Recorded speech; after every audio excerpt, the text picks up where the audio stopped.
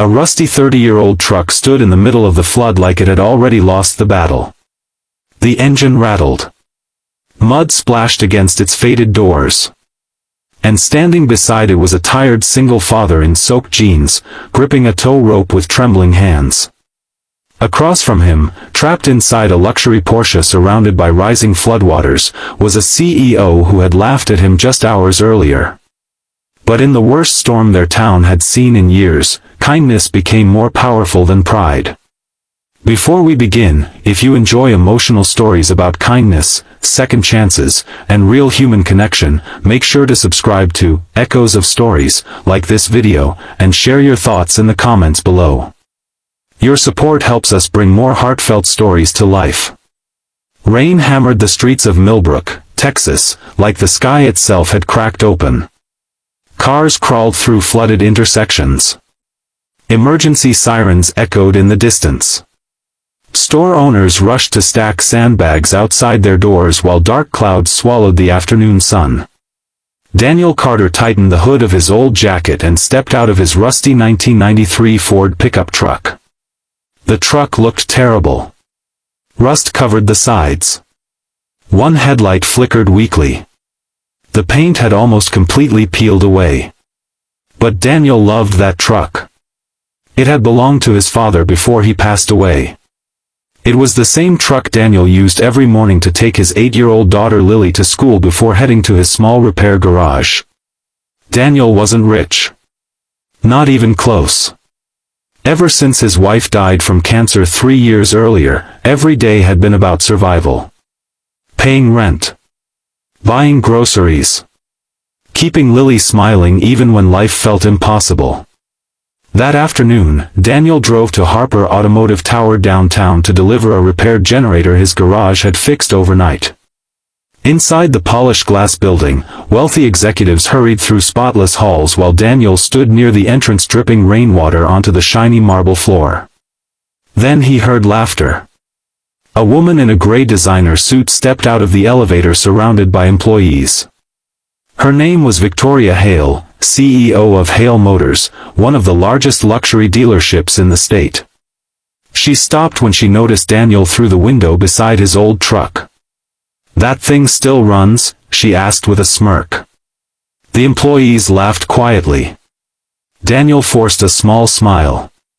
"Most days." Victoria crossed her arms. "I think the truck belongs in a museum." More laughter. Daniel looked down for a second. He was used to people judging him. Used to being invisible. But humiliation still hurt. He handed over the generator paperwork politely and walked back toward the storm. As he climbed into his truck, he noticed Lily's small drawing taped to the dashboard. It showed the two of them holding hands beside the old pickup. At the top, she had written in crooked letters, "Our family truck." Daniel smiled softly and started the engine. By evening, the storm became dangerous. Rainwater flooded roads across Millbrook. Police closed bridges. Entire neighborhoods lost electricity. Daniel had just picked Lily up from his neighbor's apartment when his phone rang. It was old Mr. Jenkins from 2 streets away. "Daniel," the elderly man said nervously, "my basement's flooding. I can't move my wife alone." Daniel looked outside at the storm. Without hesitation, he grabbed his raincoat. "Stay inside. I'm coming." For the next 2 hours, Daniel drove through flooded streets helping neighbors. He carried sandbags. Helped move furniture upstairs. Delivered bottled water to stranded families. Lily stayed inside the truck watching proudly through the fogged windows. "You always help everyone," she whispered when he returned. Daniel smiled tiredly. Sometimes people just need someone to show up. Around midnight, the floodwaters became worse. A section of River Road completely collapsed, trapping several vehicles. Daniel was driving home when he spotted flashing hazard lights ahead. A white Porsche sat half-submerged in rushing water near a broken guardrail. And standing beside it, soaked and terrified, was Victoria Hale. Daniel stopped immediately. Victoria looked shocked when she recognized him stepping out of the rusty truck. "My car stalled," she shouted over the storm. "The water keeps rising." The current slammed against the Porsche's doors. Daniel quickly looked around. The road behind them was disappearing underwater. "You need to get out now," he yelled. Victoria hesitated, staring at her luxury car. "My laptop's inside. Important company files." "Forget the car," Daniel shouted. But then he saw fear in her eyes. Real fear. Not pride. Not arrogance. Just fear. Daniel grabbed the tow chain from his truck bed and waded into the freezing floodwater. The current nearly knocked him sideways. Victoria stared in disbelief.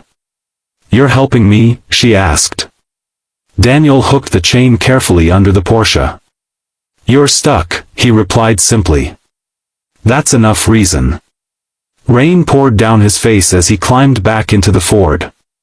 The old engine growled loudly. For a second, nothing happened.